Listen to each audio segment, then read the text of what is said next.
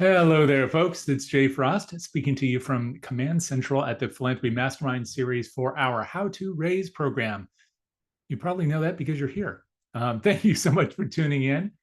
This, of course, is now a weekly show. So every Thursday, we bring you leaders in the field to share what they can with you on important topics in how to do what we do in fundraising for nonprofits. So we're really happy that you could be here today to be a part of that. Of course, today's show is on the 6 steps for impact report success, enhancing retention and stewardships. So that will be presented to you by Josh Kligman, who I'll be introducing to you in just a moment. But before I do that, I want to go over a couple of housekeeping items. And of course, first start by welcoming you to the chat and the Q&A. So as you probably saw already, we would love for you to go ahead and just say hello. It's really beneficial for our guest, but also for one another. If you would just go in there and say hello, maybe which part of the country or the world you're from, maybe which organization you're with. All of that information is really helpful for context, as our guest will share with you today. And in fact, Jennifer, thank you already for starting to warm that up from Malvern, Pennsylvania. We appreciate that. And joined now by Libby and Aaron and Amber. Thank you all very much. We're seeing these moving faster than I can possibly read them now, but all of you can, of course, see these in there. It's a great way for you to share information with one another, as well as comments and questions throughout. We also have the Q&A. That's a place from which we will be drawing questions at the conclusion of the presentation. But if you do have questions that are material, as Josh goes through his material, we want to encourage you to do that. I'll try to share those with him if he doesn't see them. So let's make this as interactive as possible. Be a part of the conversation today. Of course, you may want to know one thing. We're asked this usually several times during a presentation, which is, what about the recording and the slides? You'll be happy to know that this is being recorded and that a recording will be placed on the website of our sponsor, DonorSearch, at DonorSearch.net. It'll be available to you probably in about 48 hours from now. There will also be, it will also be placed on the DonorSearch YouTube channel, where you can find dozens of recordings from these sessions over the last several years. And an email will come to you that will have a link directly to the recording and to the slides. So if you don't receive a copy of that email, it means it's probably gone to spam. But if you need a copy of that or want to communicate at all, you can always do that with me directly. My email address within DonorSearch is Jay, that's J-A-Y, at DonorSearch.net. I also want to give a big shout out to DonorSearch for providing a platform for this series where we have the ability to share people and their expertise, like the expertise that Josh is going to be bringing to you today. If it were not for them, we wouldn't be able to do any of this.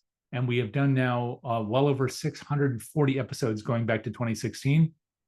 So do make sure that you're on the calendar to receive announcements about these sessions. You can do that by going to the DonorSearch website, and at the top of the page, just clicking and being part of their mailing list. Now I want to, of course, welcome Josh to the stage. Josh is the CEO of StoryRaise and has been working with nonprofits and brands on campaigns, strategy, sales, and partnerships since 2001.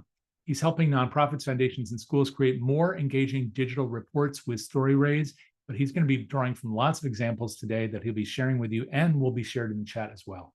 All of this, of course, to enhance retention and stewardship, two of the biggest challenges, I think, in our field. Throughout Josh's career, he's been helping to launch and run nonprofit brand campaigns and media partnerships to amplify the reach and provide demonstrated value for nonprofit stakeholders. Prior to StoryRaise, Josh spent 10 years helping lead field and digital marketing at 4-H, partnering with universities and foundations locally and nationally. And prior to that, advised teams at AOL, which was really the progenitor for much of what we know in the digital realm, including Fortune 500 advertisers like Wendy's, 7-Eleven, Home Depot, et cetera, et cetera, et cetera.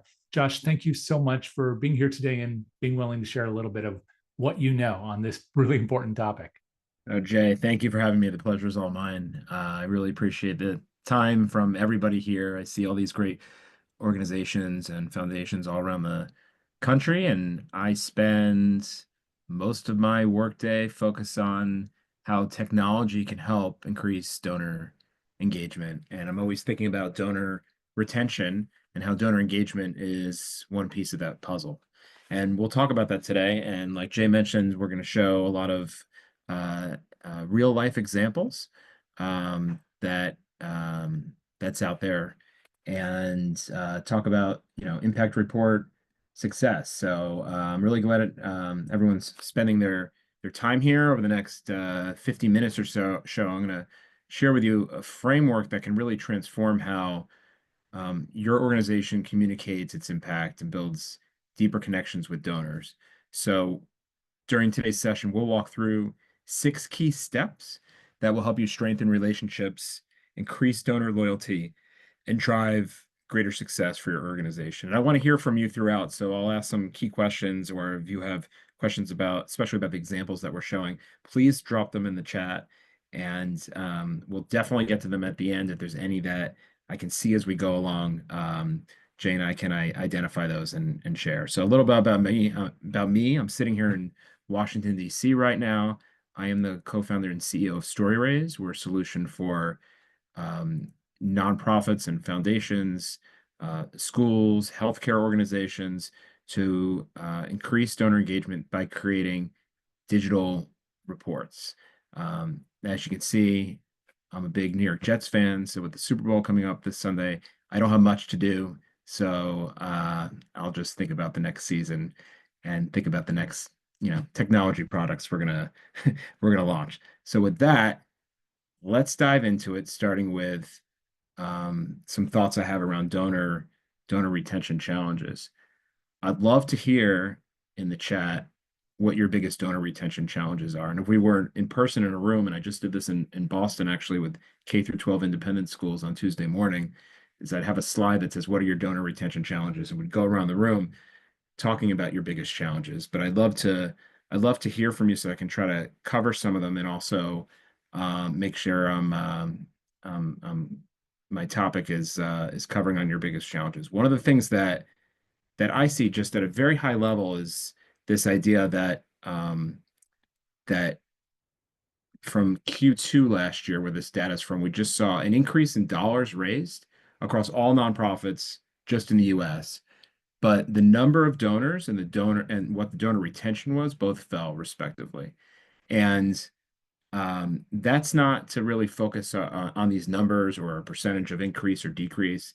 It's just to say that while number of dollars may in general overall be going up on average from the snapshot from last year, on the right hand side, the donor retention is really what I really want to focus on.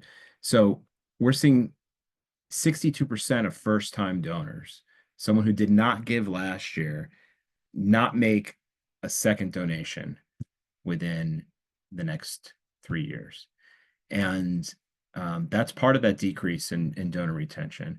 And we'll get into why in a minute, but the trend is that those first time donors, while they may also just be giving a lower amount, we don't want to go away, because over time, through marketing, through brand recognition, and through loyalty to your organization, that dollar amount could go up and help overall increase the retention. So these 6 steps we're going to talk about later are going to be about how to engage those types of donors so that they come back the next year and give, or maybe even volunteer or do something with your organization.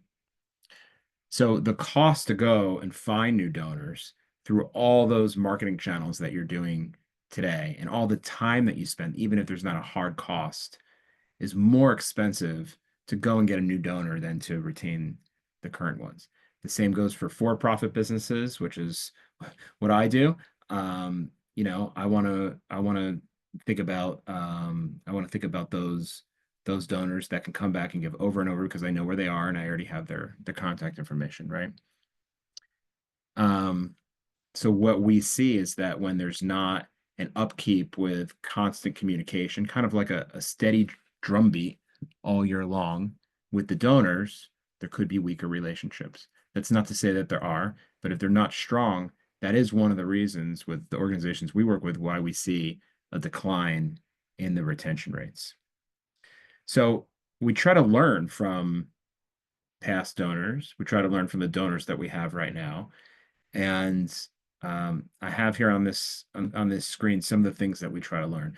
But this comes from the idea of surveying the donors and just asking them things like what motivates them. and not necessarily jump to assumptions that they're motivated by coming to my event or that day at my school or attending that fundraiser, but by simply going and asking them. For major donors, that you may sit down and have lunch with or coffee with, you can sit down and ask those people, but you can't ask everybody because there isn't time to meet with everybody, and we don't have the staff to go meet with everybody. So what we always recommend is sending out a survey that can ask them not only what motivates them, but these other bullets you see on your screen too, how they like to give, if they give less or don't give, or maybe with other organizations that you're competing on time for, what are those barriers? Why sometimes do they not give? Um, Putting together kind of a sample list of questions, not very long, I think can go a long way. So I did that work for you. I created a sample donor survey, and I kind of have a blank here on purpose in the middle of the screen because this can be a starting point that's a one size fits all depending on your industry. This could be a sample healthcare foundation survey. This could be a sample survey for community foundations, whatever your organization is. This is a list of general questions. I do not, and I want to share it with you. So feel free to email me, or if you use your phone to grab the QR code there to go to my email and just say, hey, Josh, send me the survey. I do not suggest that you take these sample survey questions and copy and paste them and send them out, because this is just an example of survey questions that kind of is playing off the 6 bullets I had on this previous slide here. What I do suggest is that you think about how they're relevant to your industry, your community. Your donors better than anyone else, and less is more, right? So maybe just pick a few of those that you can go and ask, and then have some answers. So the whole purpose of that is to understand, where your donors are at. There's only so much time during the year, in terms of the touch points that you have, to share things like impact reports or event recaps or newsletters with them. And if you send out a weekly or monthly newsletter, and then you have X number of events, and you're sending emails about that, and you have social media, you have your whole plan sitting in front of you.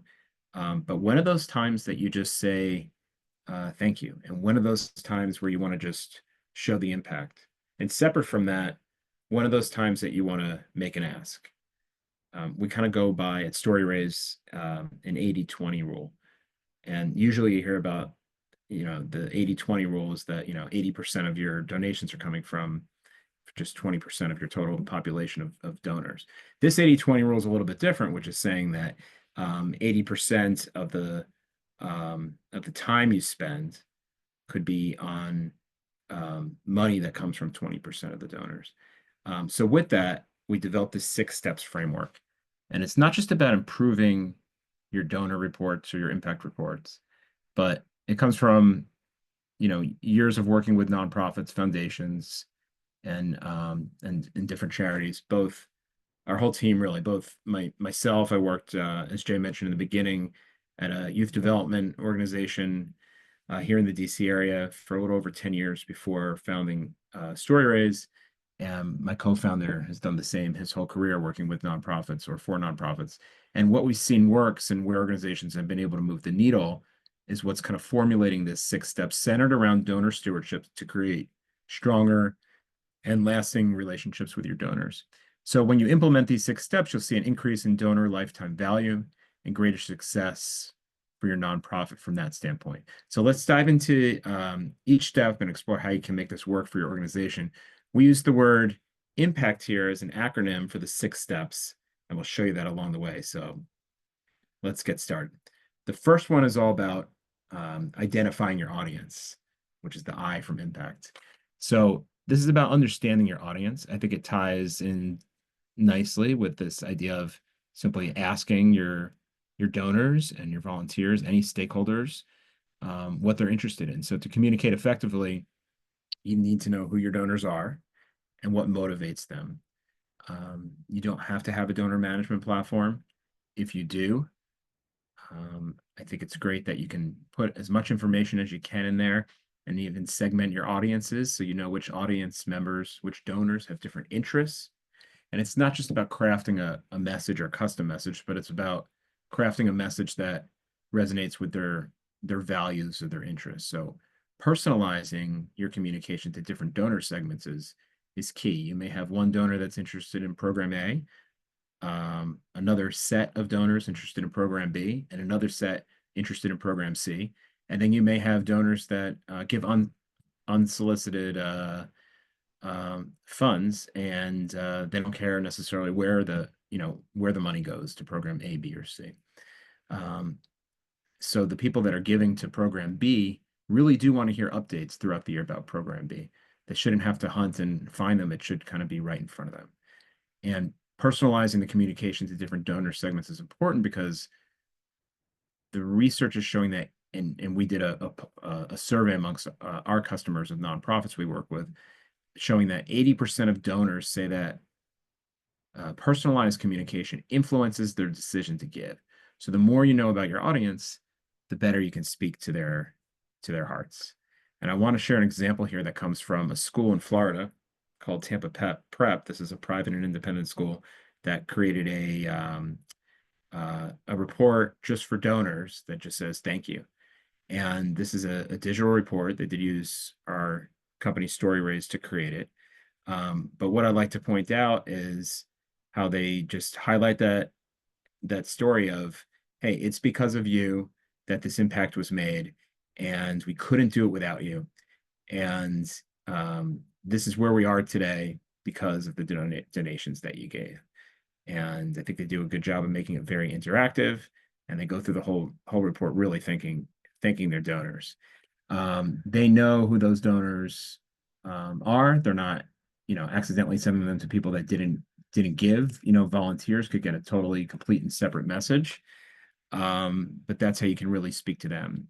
Within that, and I'll show an example here in a minute, but there are ways, and we have seen nonprofits that might have certain sections within an impact report or any type of report for donors that is specific to the program that they're supporting. And we'll get into that. So the next is M, which is measuring outcomes. And as we think about data, it's a powerful tool, but it's important to focus on the right type of data. And instead of just measuring outputs like the number of programs or services delivered, we suggest focusing on the outcomes. So what changes as a result of your work? Or think about how you're improving the lives of your constituents or your beneficiaries and making a measurable impact in your community. I always like to use the example of an organization that puts a playground in town.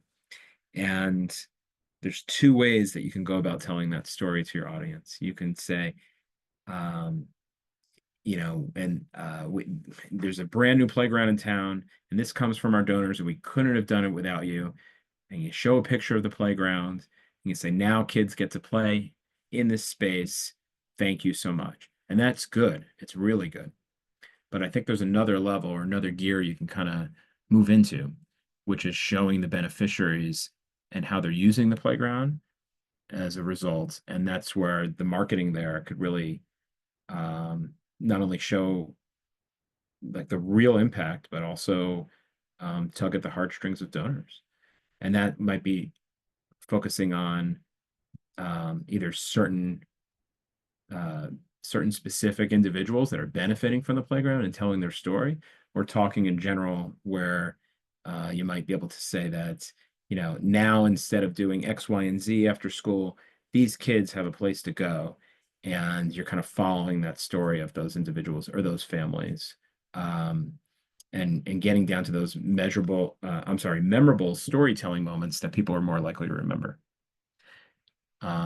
We saw another study that shows that nonprofits that report on outcomes are 50% more likely to retain donors when they understand what the outcomes are. So, point being, show the difference that you're making and prove that your work matters in a very specific way. So I have an example here that comes from another organization that has a fund, and they were doing a campaign asking people to contribute. But what they needed to do here is kind of, you know, get specific on the types of stories that that were important, so that they can have their audience really understand who the beneficiaries of the fund were going to be. So there were other there were other supporting reports and campaigns across email and social media that kind of back this up. But instead of just saying make a pledge, and they have details about, that fund here, they, do a nice job of kind of going into the details of the beneficiaries of the actual fund. All right, we're going to go on to the third part of the impact acronym, and this is step 3, which is all about personalizing to donors. So we live in a world where people expect personalization in their interactions, whether they're shopping online or supporting a cause. Somebody that I work with just got an email last night from either a credit card company. I think it was a credit card company, and then I've also seen them from Spotify, and they do a great job recapping what the interactions with the brand have been like. And Spotify is a great example, where they show in the email, like, thank you for a great year. You listened to X amount of songs. Your most listened to album was the Rolling Stones, whatever it may be, right? And I think the same applies to donors, where you could just get focused and address them through reports by name, acknowledge their past contributions. And I'm not talking about a whole long necessarily like an honor roll like you just saw, or a donor list, but their contributions, and share the stories that are reflecting their values and their interests. I think personalization can dramatically increase donor retention. In fact, studies are showing that retention rates can rise by as much as 45% when personalization is used. And when your donors feel seen and appreciated, they're much more likely to stay engaged and give again. So I have an example here I want to show you. This one is a mock-up that comes from our company, StoryRaise. And the reason why I have a mock-up is, the personalized reports are personal and really are not for sharing outside of the actual organization. So I can kind of simulate what I'm seeing from organizations that are doing this across healthcare. We see this across like United Way and community foundations. We see this with several schools. And the idea is to have something as simple as a name. So this may say, Dear Sarah, or impact stories that we know Sarah cares about. And here's an example of an impact story that, a mock donor like Sarah might care about. And you get to it right away, because let's say she supported a capital campaign or a program that supported this building. This person could see a story like that. If I were to click and change this to a different constituent, they might see a different story because they see a different program. So we see a lot of personalization like that across a variety of industries, so that the donor feels like, hey, these assets and these communications were really built for them. And the same goes for email. I mean, with email, it's really easy, right? If you use MailChimp or Constant Contact, or you have a CRM like Blackbaud, Butter, whatever it is, you could say dear first name, right? And then it's personalized. So Jay, if I was sending you a note, and I was sending the same note to hundreds or thousands of other audience members, you would at least feel like, that's for you. I think what I'm showing you here that we're seeing in the industry is a trend towards a step further, which is to, beyond the name, or saying, Jay, thank you so much for your donation of X. We can, in which we can automate, but you can then get into the stories that we know you really care about. So step 4 out of 6 is all about amplifying your mission. And your mission's powerful, but can only create you can really only create change if people know about it, right? So this is coming back to more marketing tactics. But that's why amplifying your mission across every available channel is really critical. So that includes social media and email and your website. Different audience members may be on different social media platforms, so that's something to really keep in mind. For instance, a new donor who's 24, who gave $5, who might give $500 in several years, might be on TikTok. They're not going to be on Facebook. They probably don't have Facebook. But you may have another donor who's older and they will be on Facebook and they won't be on TikTok. So the messages that you give those different audiences are different. And the same goes for email too, where that 24-year-old who's on TikTok may not be checking their email. They may want a text from you. They may not want more than just following you on the social media channel that they that they're on. But that comes back to the surveys and asking them versus guessing. My point is that whether you're reaching them over email or on your website or social media or in person, consistent messaging is key. So the more people hear about your work, the more supporters you're going to attract. So um, we saw another statistic, and I'm happy to find all the sources for this too and share those afterwards. But we saw a statistic that more than half, 54% of donors worldwide prefer to give online. So having a strong digital presence is really essential. But just remember, your mission isn't just what you do, but it's the story that you tell. You know your brand really well. You know your stories, but how well does your audience know your story?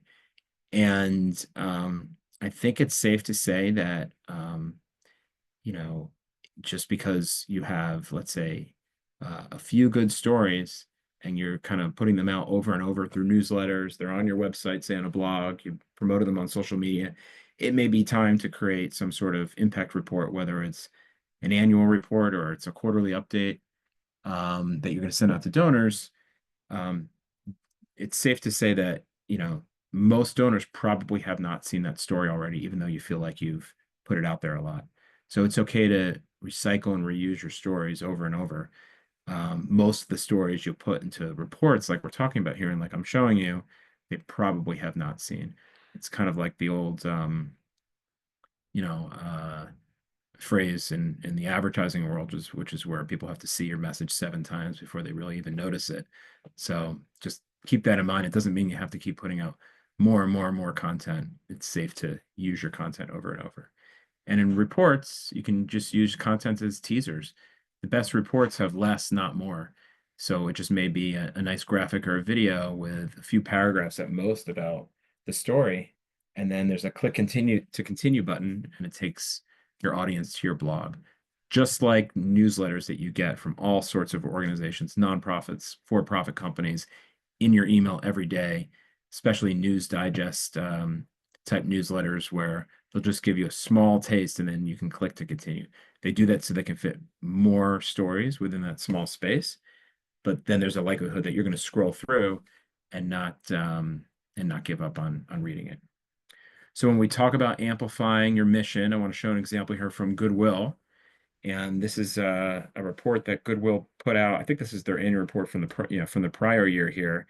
And they have a mission to to help people around the planet and also provide jobs, right? And they go into that here, but they don't highlight the mission and then leave it at that. In fact, you have to click to see the mission, but they show the mission through various stories that are happening throughout the report.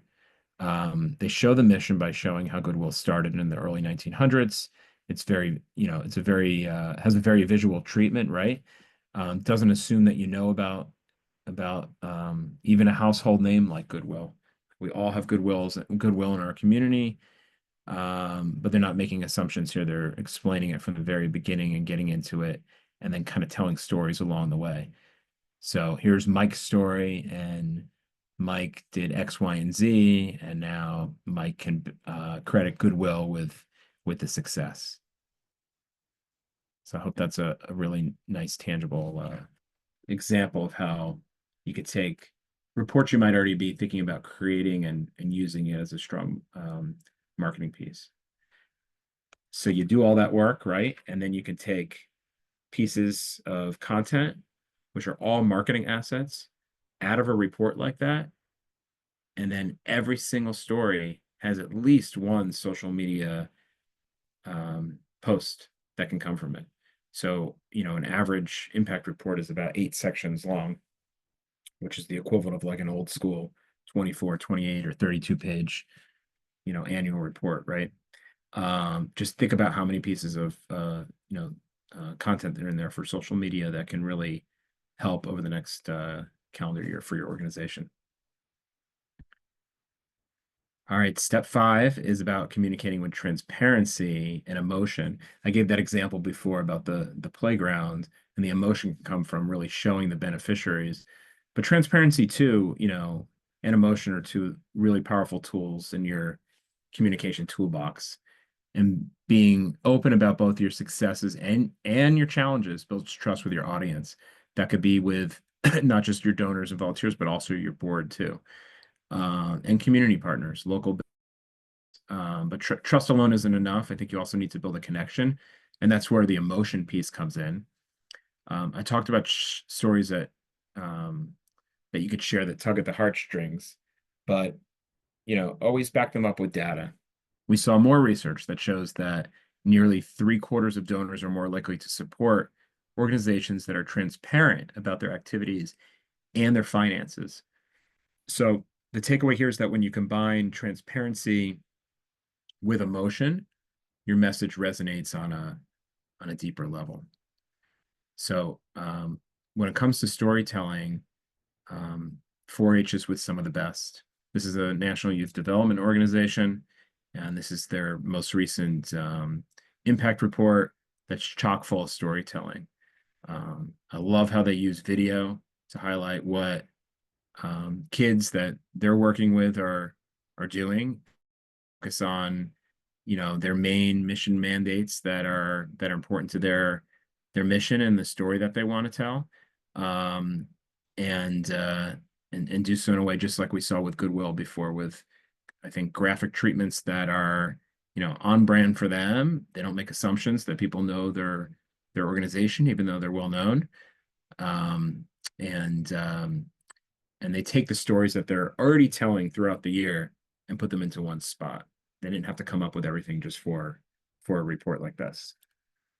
So that's step 5, which is transparency and emotion. I'll share the 6th step here, which is, just saying thank you. Don't underestimate the power of a simple thank you.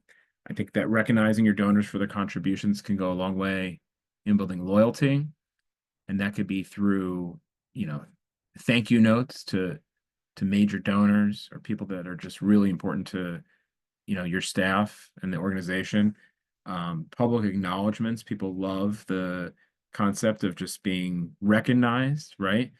Doesn't have to necessarily be an award. It could just be a public thank you, an email or over social media, or exclusive updates where you can just make them feel part of the ride.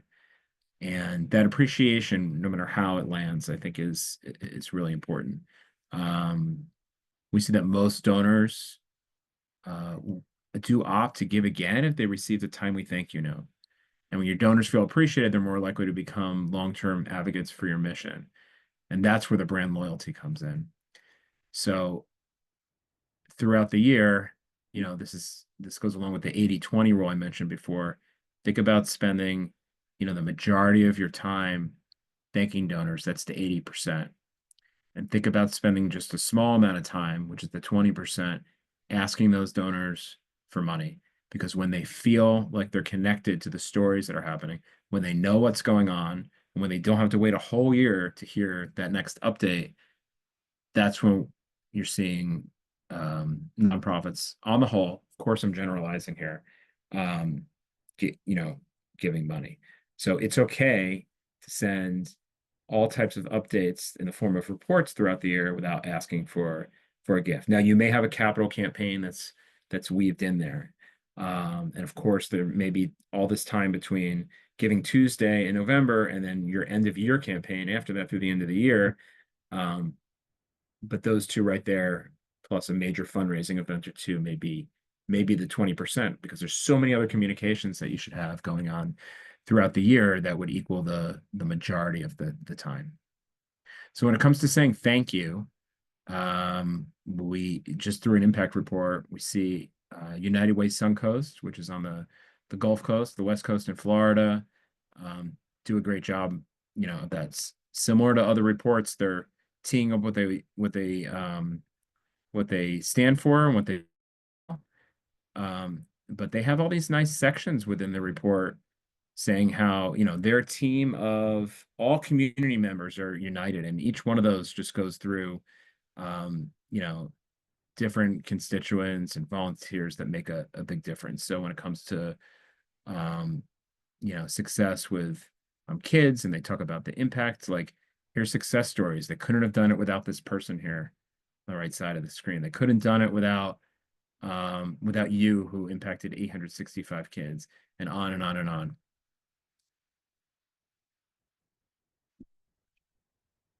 So we're going to open this up for questions here in just a second. I just want to wrap up this part by noting that these 6 steps aren't just a checklist to follow. It's more of a mindset.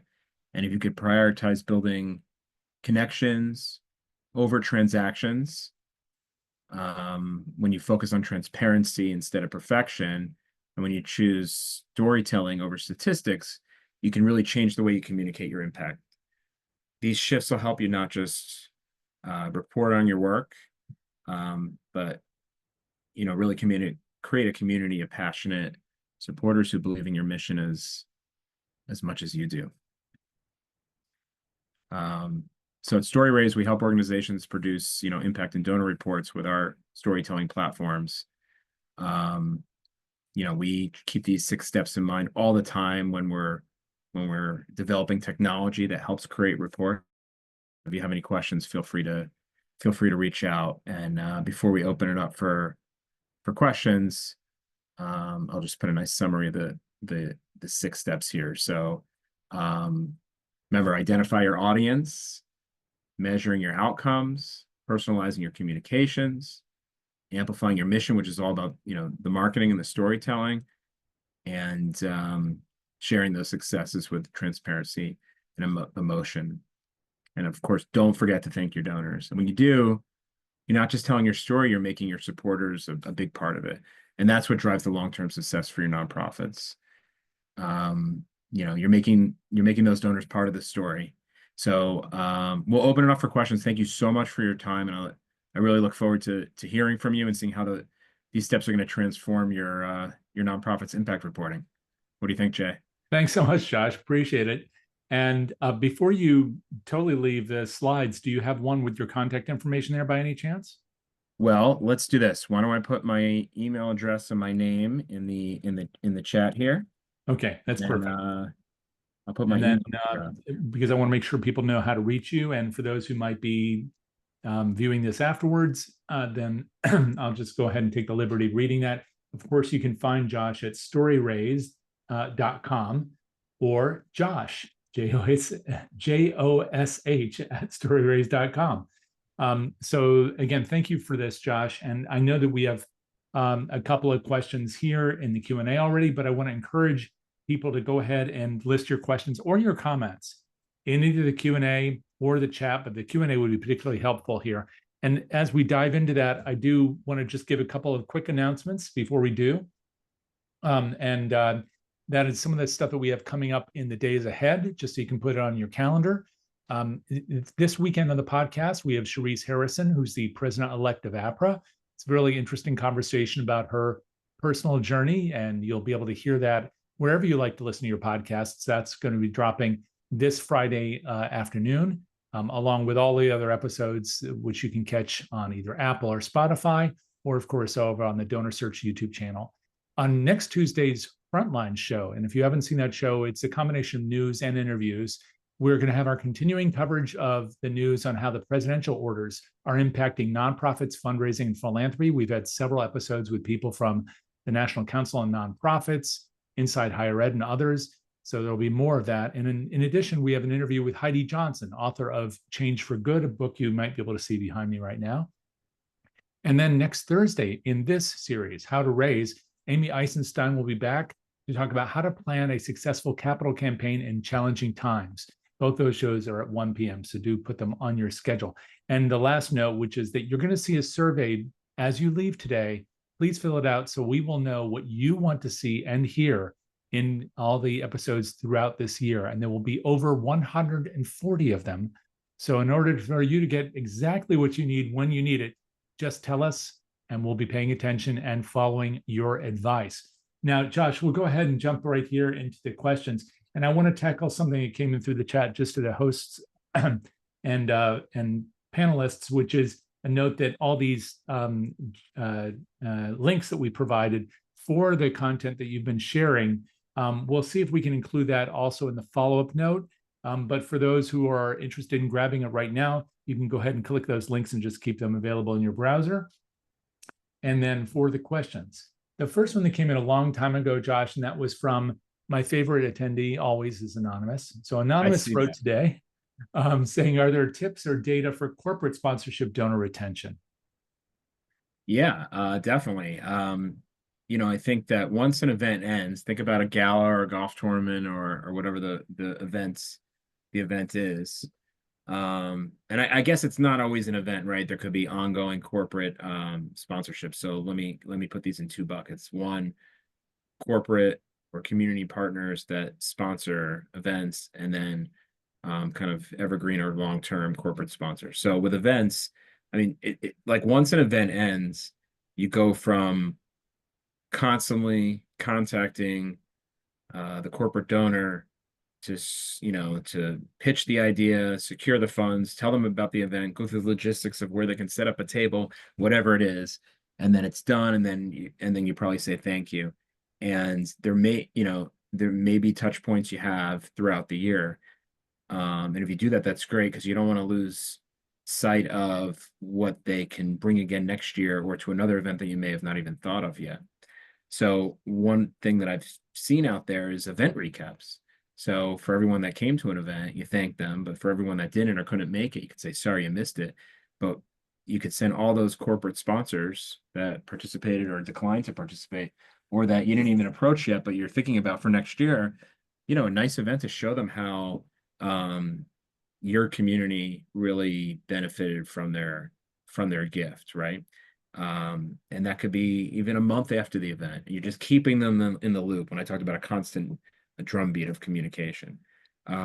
Overall, in general, yeah, I mean, I would definitely suggest, depends on the size of your organization and what the context is of the corporate sponsorship, but making sure that they have you know, I think a unique report that answers things that they're thinking about. Corporations, I think, sponsor nonprofits because they care about one particular initiative or one particular program usually. So tell them about it and do it very consistently. Oh, Josh, you can stop sharing that slide too, actually, so we can see you. I should have asked you to do that earlier. Thank you. Again, thanks for that question, folks. We have another one here from another anonymous attendee saying our organization is barely scraping by with the donations or funds we have. This is something we hear a lot about historically. We're going to hear a lot more of it now. So a lot of times our donations go to operational costs and don't have a lot of data or numbers to share with our donors. Do you have ideas on how to make our storytelling or donor recognition impactful? Yeah, I would go right to the stories about the beneficiaries.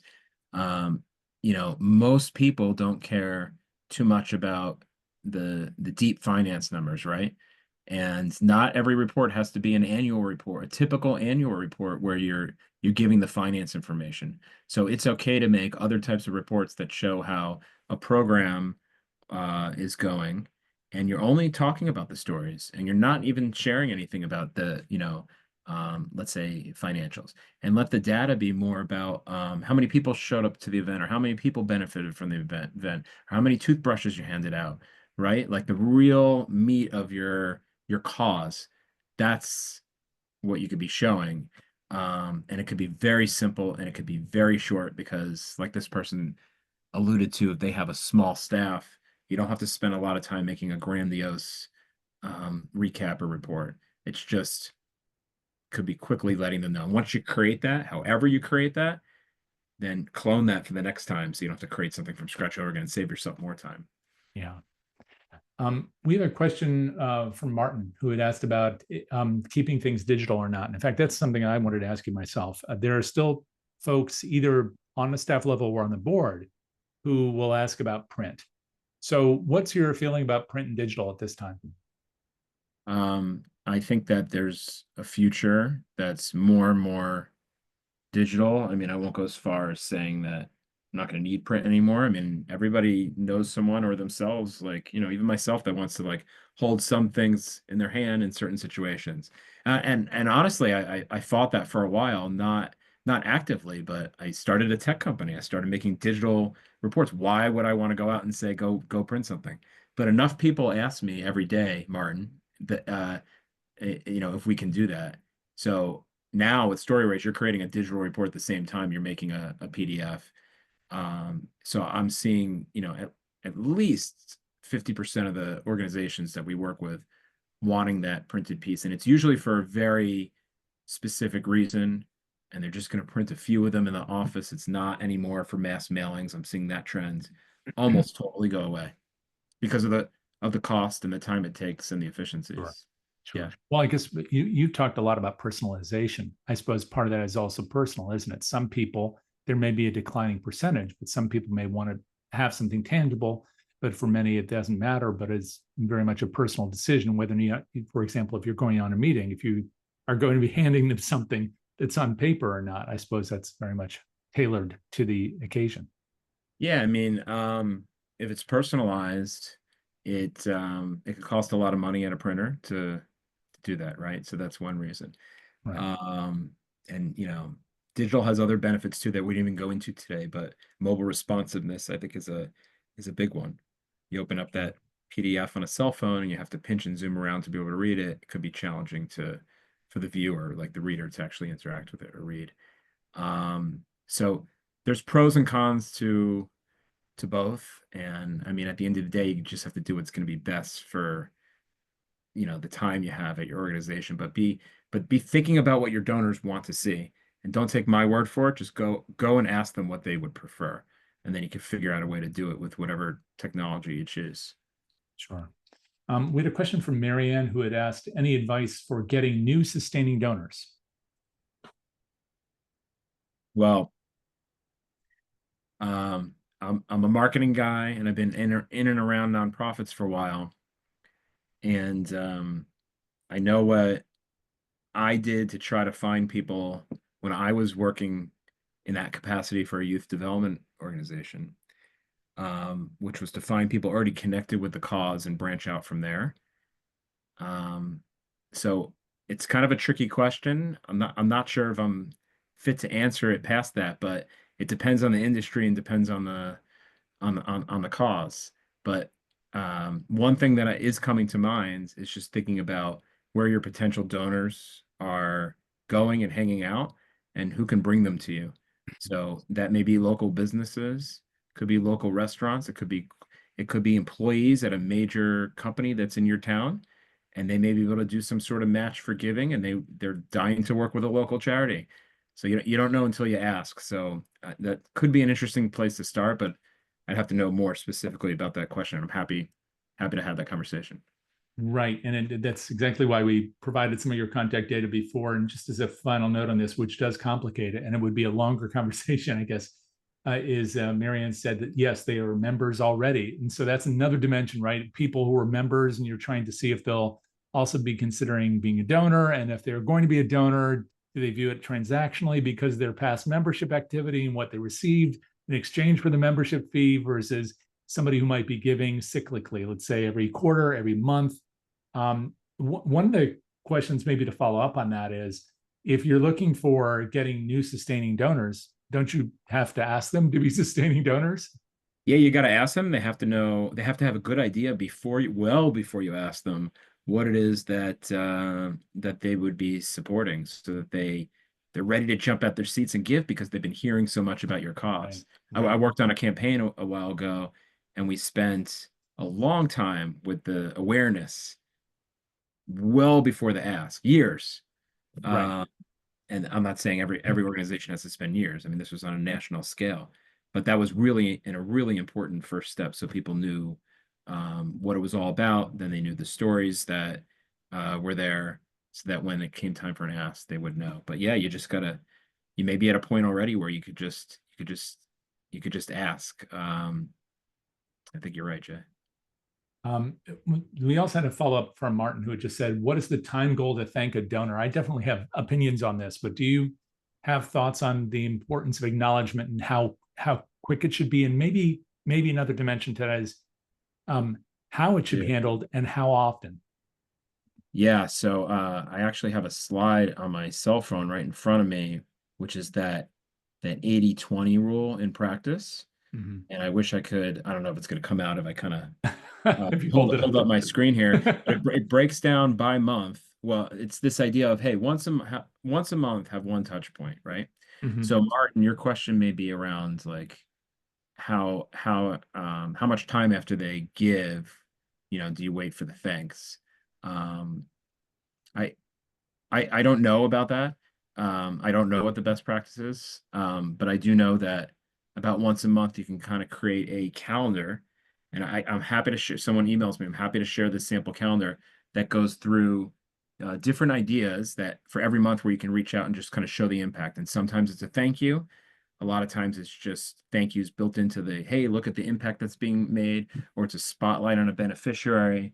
Some other ideas baked in here are phone calls, a one-to-one donor report, a video message, sharing data or trends about your industry or your specific organization, spotlighting alumni or people that are helping or volunteers.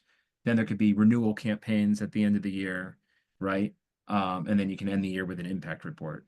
So you can kind of think about 12 of those throughout the year.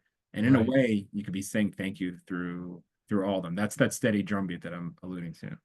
Yeah, yeah, I love that because it builds everything you've been sharing here into an overall plan for how we maintain a relationship with someone. Because it's not about just the transaction, as you've been saying. It's about building that relationship that leads to sustaining giving, that leads to a growth in their engagement and so forth. I know that one of the rules we always used in places where I've worked in the past was you'd better get that acknowledgement out in 3 days. And I don't mean the digital one, the digital receipt, but in like a real A real thank you. letter, whether it's digital or physical or both. And because, I mean, just think about it differently. And I'll pose this to Martin and everybody in the room, which is, how do you like to be thanked? And then that's important. That's the golden rule, I guess. But then there's the platinum rule, which is, how would they like to be thanked? So probably asking them is a good idea, which means we have to be in touch with them. And you just laid out a whole map for how to do that. So that's one more thing that you can get from Josh is that calendar, which hopefully then has us thinking about people all year, not just once, which is, I guess, Yeah, the real point. happy to share that. Let me see. I know that one question I had is about how to collect these stories. That's something that comes up a lot, hasn't come up today, but I think that's important. Could you just touch on that maybe as a final point? Because these stories are so impactful. You've laid out how to present them, maybe where they could be housed, how they could be used. But getting the stories initially sometimes is tough, especially if it's on either sensitive kind of work or let's say it involves kids or healthcare. So there's privacy concerns. How do you manage the process of helping people to gather the stories that are truly impactful? Well, cramming for anything is tough. So I would suggest throughout the year, keeping track of all these stories. And when you find the good ones, storing them. There's a great platform called Memory Fox. And if you Google them, happy to type this in the chat here too. Do just that. They help you kind of plan for these moments and organize all your stories ahead of time. When it comes to kids, you have to follow, COPA compliance, and you also have to have the okay to do it. And there's also a great rule of thumb not to use last names after you have the permission. And even if you have the permission, um, and user-generated content is an interesting thing. A lot of it's good, and some of it isn't going to fit the bill for every type of publication you want to create. Having said that, I mean, not everything has to be that polished when it comes to incorporating user-generated content into your anything, social media, impact reports, emails, your newsletters, and it shouldn't. And having, to try to polish it up, maybe overthinking it and just kind of put it out there. But just keep your eyes open for those stories throughout the year. And if you really can't find any, that's when you really have to just start asking. But you have a great social media presence when there's a two-way engagement, or a great newsletter or email where there's a two-way engagement. So if people are coming back in person or online, somehow giving you their stories, telling their stories, saying, oh, you know what happened to me the other day? And, this was a result of the event you had, blah, blah, blah. Like, note that. Maybe even ask if they could post something about it online and then collect all that throughout the year. Otherwise, you get to the time when you're going to create one of these reports, and you don't want to panic thinking, oh, what was that thing from last November? I don't even know what I had today. Oh, maybe I do, but not yesterday, right? So plan as you go. Right. Thank you for all this, Josh. Really appreciate it. Again, you can find about more about Josh's work right over there at his website at storyraise.com. And once again, because someone else did ask in the Q&A, yes, there will be an email going to attendees with a link to the recording and to the slides. Josh is going to share those with us so we can share them with you. But you can also find this recording and share it with your colleagues by simply going to DonorSearch.net. It's the home of our sponsor, where you can find out more about your donors as well, which is an important part of this whole equation. But while you're there, you can go into the resources tab and of course see this recording, as well as dozens of others. So I hope you'll find benefit in that. Thanks to you again, Josh. Thanks to Jack, our producer. Thanks to all of you for being here today. I hope you'll join us again next week. And until then, take care of yourselves and fill out the survey. We'll see you next time.